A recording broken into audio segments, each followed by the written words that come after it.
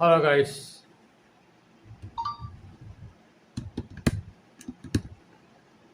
welcome to Chris Music.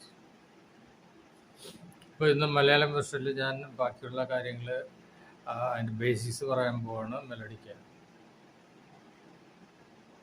മെലോഡിക്കയുടെ basic കാര്യങ്ങൾ പഠിക്കാനുള്ളത്. അതിൻ്റെ നൊട്ടേഷൻ അതൊക്കെ വരുന്നതിന് മുമ്പായിട്ടുള്ള കാര്യങ്ങൾ പഠിക്കുന്നുണ്ട്. അപ്പോൾ നിങ്ങൾക്ക് എല്ലാവർക്കും അറിയുന്നത് പോലെ അല്ലെങ്കിൽ ഇതൊരു കീബോർഡ് തന്നെയാണ്. കീബോർഡാണ് അതിൻ്റെ അറേഞ്ച്മെൻറ്റ്. ഇത് സൊപ്രാനോ എന്ന് പറഞ്ഞാൽ ആ കീബോർഡിൻ്റെ ഒരു പോർഷൻ, ഹയസ്റ്റ് റേഞ്ചിലുള്ള ഒരു പോർഷനാണ് ഈ കാണുന്നത്. ആണോ? അപ്പോൾ ഇതിൻ്റെ മൗത്ത് പീസ്, കാരണം ഈ മൗത്ത് പീസ് ഇങ്ങനെ വെച്ചിട്ട് വായിക്കുന്നതാണ് കുറച്ച് നല്ലത്. കാരണം എന്ന് വെച്ച് കഴിഞ്ഞാൽ നിങ്ങൾ പഠിക്കുമ്പോൾ സൗണ്ട് കേട്ട് പഠിക്കും. ഇപ്പം മൗത്ത് ഓർഗൺ പ്ലേ ചെയ്യുന്നുണ്ട്. മൗത്ത് ഓർഗൺ പ്ലേ ചെയ്യുമ്പോൾ മൗത്ത് ഓർഗൺ ആരെങ്കിലും അതിൻ്റെ എവിടെയാണ് സൗണ്ട് അത് നോക്കിയിട്ടല്ല ചെയ്യുന്നത്, അത് കേട്ടിട്ടാണ് അവർ വായിക്കുന്നത്. അങ്ങനെ ഈ പഠിക്കുന്നവർക്ക് മറ്റുള്ള ഇൻസ്ട്രുമെൻ്റൊക്കെ പെട്ടെന്ന് പഠിക്കാൻ പറ്റും. മനസ്സിലായോ?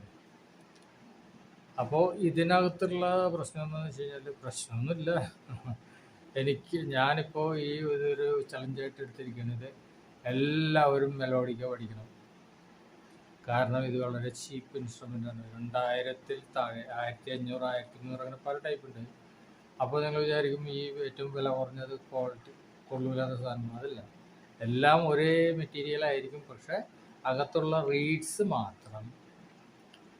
റീഡ്സിൻ്റെ മെറ്റീരിയൽ മാത്രമേ വ്യത്യാസം ഉണ്ടാവുള്ളൂ. കുറഞ്ഞ ക്വാളിറ്റിയുള്ള റീഡ്സ് ഇട്ടുകൊണ്ട് അവർക്ക് ലോ പ്രൈസിന് കൊടുക്കാൻ പറ്റും.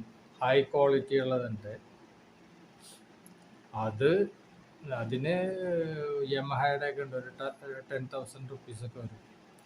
നമ്മൾക്ക് നമ്മളുടെ പാട്ട് വായിക്കാനൊക്കെ ഇത്രയൊക്കെ ധാരാളം മതി. പ്രൊഫഷണലായിട്ട് പോകുന്ന ആൾക്കാർ മാത്രമേ അങ്ങനെ ചെയ്യുന്നുള്ളൂ. അപ്പോൾ ഇതിൻ്റെ മെയിനായിട്ട് വരുന്ന ഇതിൻ്റെ ഈ കാണുന്ന പോർഷനാണ് കീബോർഡ് വരുന്ന ബോക്സ്, പിന്നെ ഇതിൻ്റെ മൗത്ത് പീസ്, ഇതിൻ്റെ കീസ്, ഇത്രയാണ് വരുന്നത്. അപ്പോൾ എങ്ങനെയാണ് ഇതിൻ്റെ പ്രശ്നങ്ങളെന്ന് നമുക്ക് നോക്കാം. അതായത് ഇവിടെ ഈ വൈറ്റ് കീസ് ആണ് അതിൻ്റെ മെയിൻ കീസ്. വൈറ്റ് കീസ് നോക്കിയാൽ കാണാം, അതിൽ 1, 2, 3, 4, 5, 6, 7, 8 എന്ന് പറഞ്ഞാൽ അടുത്ത നെക്സ്റ്റ്. പിന്നെ ദോ രെ മീ ഫാ സോള സാരി ഗമ പ നീ സ, അതിൻ്റെ യൂറോപ്യൻ വെർഷനാണ്. അല്ലെങ്കിൽ പിന്നെ ലെറ്റേഴ്സിൽ, ഇംഗ്ലീഷ് ലെറ്റേഴ്സിൽ പറയും CDE ആണോ, CDEFGABC, അടുത്ത സി. ഈ സിയുടെ ഒരൊക്ടേവ് ഹയസ്റ്റ് സി. അപ്പോൾ ഇങ്ങനെ വായിക്കാൻ പറ്റുള്ളൂ. ഇപ്പോൾ കാരണം എന്ന് വെച്ചാൽ ഇതിൻ്റെ സ്ക്രീൻ അല്ലെങ്കിൽ അടുത്ത് കിട്ടത്തില്ല വോളിയം. ഇത് സി ആണ് വെച്ചാൽ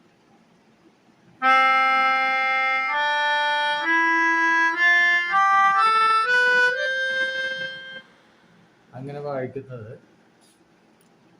അതിൻ്റെ സ്കെയില് സി മേജർ, സിയിൽ നിന്ന് തുടങ്ങി സിയിൽ അവസാനിക്കുന്നു. അത് ഒന്നുകൂടി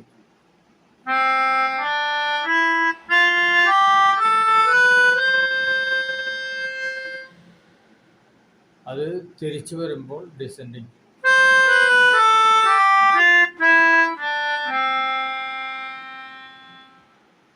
ഇപ്പോൾ സി മേജർ സ്കെയില് അസെൻഡിങ് എന്ന് വെച്ചാൽ ആരോഹണം, അവരോഹണം, താഴേക്കിറങ്ങി വരും, ഡിസെൻഡിങ്.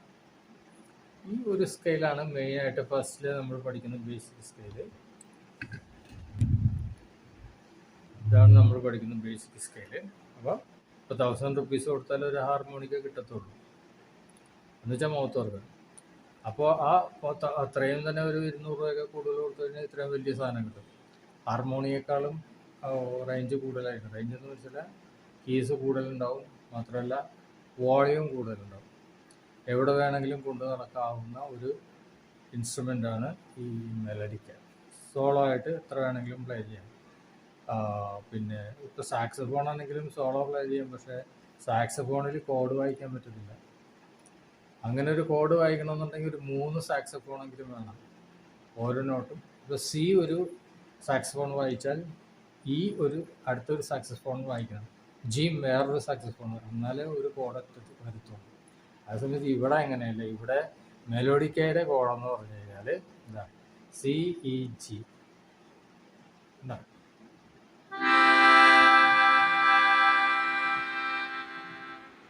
പിന്നെ F വരുന്നത് അടുത്ത G വരുന്ന അടുത്ത.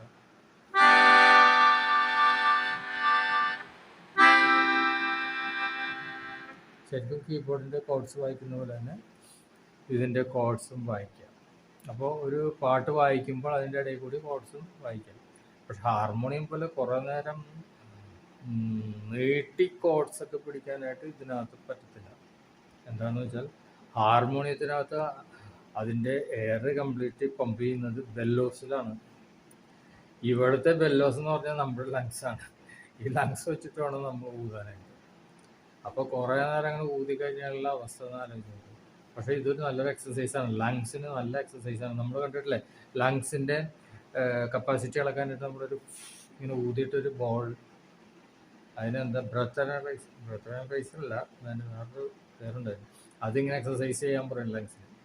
അതേപോലെയുള്ള ഒരു ഇതായിട്ട് നമുക്ക് ഇത് ഉപയോഗിക്കാം. ഇതാകുമ്പോൾ രണ്ട് കാര്യമുണ്ട്, മ്യൂസിക്കും പഠിക്കാം, ലങ്സിന് എക്സസൈസും കിട്ടും. അതേ സമയത്ത് ഹാർമോണിക്കയാണെങ്കിൽ ഇതാണ് ഒരു ഹാർമോണിക്ക, അല്ലെങ്കിൽ നമ്മൾ നാടൻ ഭാഷയിൽ മൗത്ത് ഓർഗൻ എന്നൊക്കെ പറയും. ഇതാണ് ഹാർമോണിക്ക,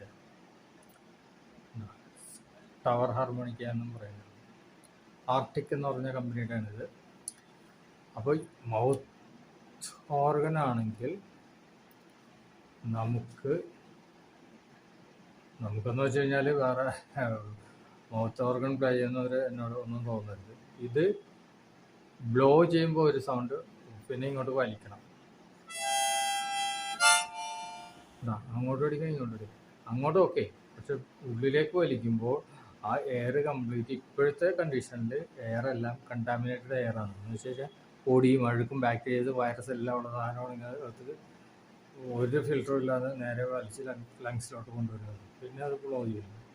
അത് എന്നെ സംബന്ധിച്ച് നമുക്ക് കുറേ ഹെൽത്ത് ഇഷ്യൂസ് ഉണ്ടാക്കും പിന്നീട്. അപ്പോൾ ഫിൽറ്ററിങ് ഉള്ള ഒരു ഹാർമോണിക്ക ഇതുവരെ ഉണ്ടോയെന്ന് എനിക്കറിയത്തില്ല. അപ്പോൾ ഇതാണ് ഹാർമോണിക്കയുടെ ഒരു കുഴപ്പമുള്ളത്. അതേ സമയത്ത് മെലഡിക്കയ്ക്ക് ഒരു വശത്തേക്ക് മാത്രമേ ഉള്ളൂ പമ്പിങ്, അങ്ങോട്ട് മാത്രമേ ഉള്ളൂ, ഇങ്ങോട്ടില്ല. ഇങ്ങോട്ട് നമ്മൾ എടുക്കുന്നത് ശരിക്കും മൂക്കിലൂടെ, നമ്മൾ ഫിൽറ്റർ ചെയ്ത് മൂക്കിലൂടെ വലിച്ച് കയറ്റിട്ട് വീണ്ടും ഇങ്ങനെയാണ് അടിക്കുന്നത്. ഇങ്ങനെ എടുത്തിട്ട് ഇങ്ങനെ ഊതും. അല്ലാണ്ട് ഇങ്ങനെ ഊതിയിട്ട് തിരിച്ചിങ്ങനെ നമുക്ക് വലിക്കാൻ പറ്റത്തില്ലല്ലോ. അപ്പോൾ മൂക്കിലൂടെയാണ് അതിൻ്റെ എയർ സക്ഷൻ ആൻഡ് ബ്ലോ ചെയ്യുന്നത്, അതിൻ്റെ ഡിസ്ചാർജ് വരുന്നത്. അപ്പോൾ അതാണ് ഒരു സ്കെയിൽ എന്ന് പറയുന്നത്. ഒരു മെലഡിക്കയിൽ ഫസ്റ്റ് വരുന്ന സ്കെയിൽ, അങ്ങനെ 2-3 സ്കെയിൽ ഉണ്ടെങ്കിൽ നമുക്ക് ഏത് പാട്ടും വായിക്കാം. ഞാൻ ഈ കാണിക്കുന്നതൊക്കെ നമ്മുടെ വെസ്റ്റേൺ ക്ലാസിക്കൽ വെസ്റ്റേൺ സ്റ്റൈലാണ്. CDEFGABC എന്ന് വെച്ചാൽ വെസ്റ്റേൺ ആണ്. അല്ല, നൊട്ടേഷൻസ് എല്ലാം വെസ്റ്റേൺ. നമ്മുടെ ഈസ്റ്റേൺ മറ്റേ നമ്മുടെ സരിഗമ അത് ആ ടൈപ്പല്ല. ആ ടൈപ്പ് നമുക്ക് ചെയ്യാൻ പറ്റും. പക്ഷേ നമ്മൾ ഇതാണ് ഈസി മെത്തേഡ്. മറ്റേന്ന് പറഞ്ഞാൽ ഈസി അല്ല. അത് പഠിച്ചവർക്ക് മനസ്സിലാവും. അതിനെ കുറെ തലക്കണം, ഭയങ്കര കഴിവാണ്. ചിലപ്പോൾ 8 വർഷമൊക്കെ പിടിക്കുമ്പോഴാണ് ഒരു ക്ലാസിക്കൽ അത് ഈസ്റ്റേൺ ക്ലാസിക്കൽ വയലിനോ നാഗസ്വരോ ക്ലാരിനെറ്റോ ഒക്കെ നമ്മൾ ഫ്ലൂട്ടോ ഒക്കെ നമ്മൾ വായിച്ചു പിടിക്കണം. അത്രയും സമയമുണ്ട്. ഇത് വെസ്റ്റേൺ ആകുമ്പോൾ അത്രയും സമയം എടുക്കത്തില്ല. അതിൻ്റെ ആവശ്യമില്ല, ഈസി ആയിട്ട് പഠിക്കണം. ടൈമിംഗ് ഉണ്ട്, ഒരു പ്രത്യേക നോട്ട്സ് അതിൻ്റെ ടൈമിംഗ് ഉണ്ട്. മറ്റേ നോട്ട്സ് മാത്രമേ ഉള്ളൂ, അതിൻ്റെ ടൈമിംഗ് എത്രയാണെന്നുള്ളത് ഇപ്പോൾ കണ്ടുപിടിച്ചിട്ടുണ്ടോയെന്ന് അറിയില്ല, കണ്ടുപിടിച്ചിട്ടില്ല. ഓക്കെ, അപ്പോൾ ഒന്നുകൂടി പറയാം. സി മേജർ, സി ഇതാണ് സി. അതിന് സി എവിടെ വരുന്നത്? ഈ 2 ബ്ലാക്ക് എവിടെയുണ്ടോ, ഈ 2 ബ്ലാക്ക് കീസുള്ള സ്ഥലങ്ങൾ, ഒന്നിച്ചിരിക്കുന്ന 2 ബ്ലാക്ക് കീസ്, പിന്നെ അടുത്ത് 3 ബ്ലാക്ക് കീസ്. അപ്പോൾ ഈ ഒന്നിച്ചിരിക്കുന്ന 2 ബ്ലാക്ക് കീസിൻ്റെ ഇടത്ത് വശം വരുന്നത് എല്ലാ സ്ഥലത്തും സി തന്നെയായിരിക്കും, ഏത് നാട്ടിലും. ഈ 2 ബ്ലാക്ക് കീസിൽ നടുക്ക് വരുന്നത് ഡിയും, ഈ 2 ബ്ലാക്ക് കീസിൻ്റെ ഈ മൂന്നാമത്തെ വശം, ഈ വലത്ത് വശം വരുന്നത് ഇയുമായിരിക്കും. അപ്പോൾ സി ഡി ഇ അത് തന്നെ ആയിരിക്കും സി ഡി ഇ ഇവിടെ, അത് തന്നെ ആയിരിക്കും സി ഡി ഇ ഇവിടെ. പിന്നെ വരുന്നത് 3 ബ്ലാക്ക് കീയുടെ വൈറ്റ് കീസ് വരുന്നത്, 3 ബ്ലാക്ക് കീയുടെ ലെഫ്റ്റ് സൈഡ് എഫ്, പിന്നെ അതിൻ്റെ അടുത്തത് ജി, പിന്നെ അതിൻ്റെ അടുത്തത് എ, പിന്നെ അതിൻ്റെ അടുത്തത് ബി കഴിഞ്ഞാൽ പിന്നെ വീണ്ടും സി. എഫ് ജി കഴിഞ്ഞാൽ പിന്നെ എച്ച് അല്ല, എഫ് ജി കഴിഞ്ഞാൽ പിന്നെ എ ആണ് സംഗീതത്തിൽ, മ്യൂസിക്കിൽ. പിന്നെ എ, പിന്നെ ബി. പിന്നെ ഇതിൻ്റെ മറ്റൊരു സവിശേഷത എന്താണെന്ന് വെച്ച് കഴിഞ്ഞാൽ സിക്ക് ഹാഫ്, ഇത് സിയുടെ ഹാഫ് നോട്ടാണിത്, ഡിയുടെ ഹാഫ് നോട്ടാണ്. ഇക്ക് എഫിൻ്റെ ഇടയിൽ ഹാഫ് നോട്ട് ഇല്ല. അതുപോലെ എഫിൻ്റെ ഹാഫ് ഇത്, ജിയുടെ ഹാഫ് ഇത്, എയുടെ ഹാഫ് ഇത്, ബി ഇവിടെ ഉണ്ടെങ്കിൽ ബിക്ക് ഹാഫ് ഇല്ല, പിന്നെ വരുന്ന സി ആണ്. ഇതേ അറേഞ്ച്മെൻറ്റിലാണ് നമ്മളുടെ മെലഡിക്ക അല്ലെങ്കിൽ ഏത് കീബോർഡും പിയാനോ അടക്കം എല്ലാം ഇതേപോലെ വരുന്ന എല്ലാം ചെയ്തിരിക്കുന്നത്. അങ്ങനെ അറേഞ്ച് ചെയ്തിരിക്കുന്ന ആ ഒരു ഇതിൻ്റെ പേരാണ് ഡയറ്റോണിക് സ്കെയിൽ. ഡയറ്റോണിക് പല ടൈപ്പ് സ്കെയിലുണ്ട്, അത്ര നിങ്ങളെ കൺഫ്യൂഷൻ ആക്കുന്നില്ല. ഇപ്പോൾ ആദ്യം നമുക്ക് പഠിക്കേണ്ടത് മെലഡിക്കാണ്. അപ്പോൾ മെലഡിക്ക നിങ്ങൾ പറഞ്ഞാൽ സംഘടിപ്പിക്കുക. അപ്പോൾ ഇത് ഏത് സംശയം ഞാൻ ഫ്രീ ആയിട്ട് പഠിപ്പിച്ചു തരുന്നതാണ്. അപ്പോൾ ഇതിൻ്റെ മെയിൻ ഇതായിട്ട് വേണ്ടത് എൻ്റെ ചാനൽ നിങ്ങൾ സബ്സ്ക്രൈബ് ചെയ്യുക, ലൈക്ക് ചെയ്യുക, ഷെയർ ചെയ്യുക, പിന്നെ ബെൽ ബട്ടൺ കൂടി ഓൺ ചെയ്ത് വെച്ചിരിക്കുക. അപ്പോൾ നിങ്ങൾക്ക് എൻ്റെ നോട്ടിഫിക്കേഷൻ അപ്ഡേഷൻ എല്ലാം കിട്ടുന്നതാണ്. അപ്പോൾ എൻ്റെ ചാനൽ സബ്സ്ക്രൈബ് ചെയ്യുക, അതാണ് നമുക്ക് വേണ്ട ഒരു ഇത്.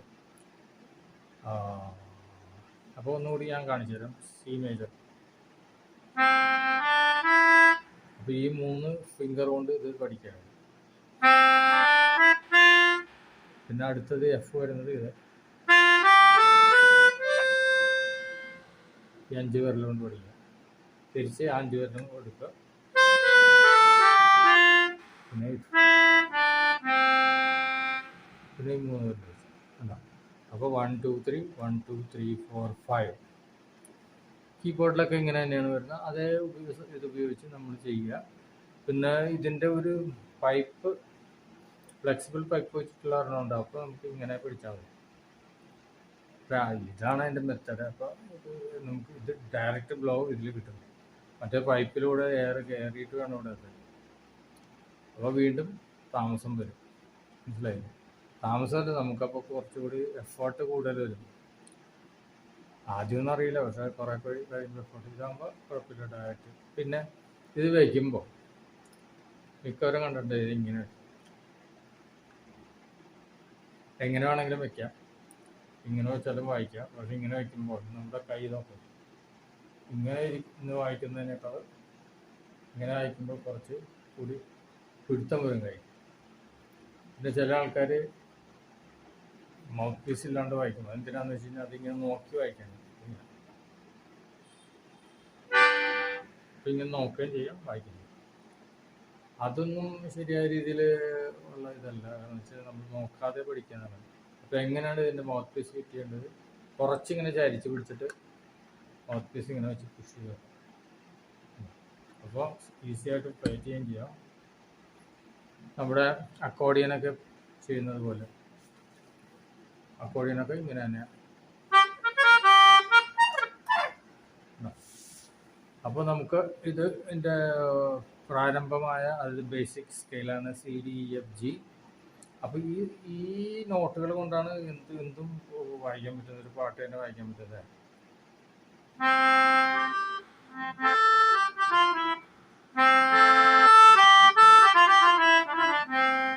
ഇങ്ങോട്ട് കൊണ്ടുവരാം, അങ്ങോട്ട് കൊണ്ടുപോകാം. അപ്പോൾ ഒരു പാട്ട് ഞാൻ ഒരു നഴ്സറി റൈമിൻ്റെ വായിച്ചിട്ട്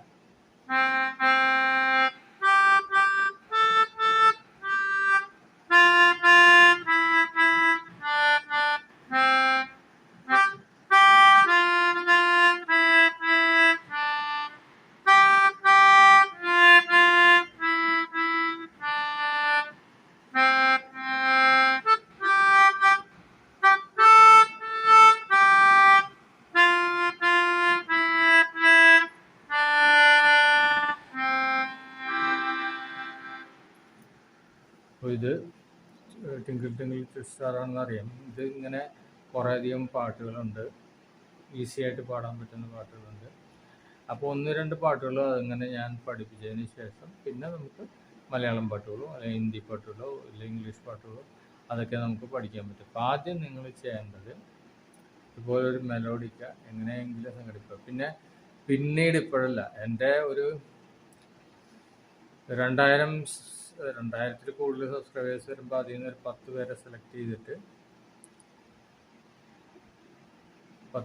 സെലക്ട് ചെയ്തിട്ട് ആ 10 പേർക്കും ഓരോ മെലഡിക്ക കൊടുക്കാനുള്ളൊരു പ്ലാനുണ്ട്.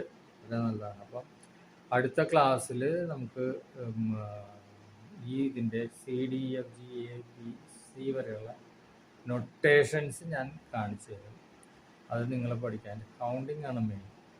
1, 2, 3, 4 ഓരോ നോട്ടിനും ഓരോ കൗണ്ട് വെച്ച് കൊടുത്തു കഴിഞ്ഞാൽ ആണ് ഈ പാട്ടുകൾ വരുന്നത്.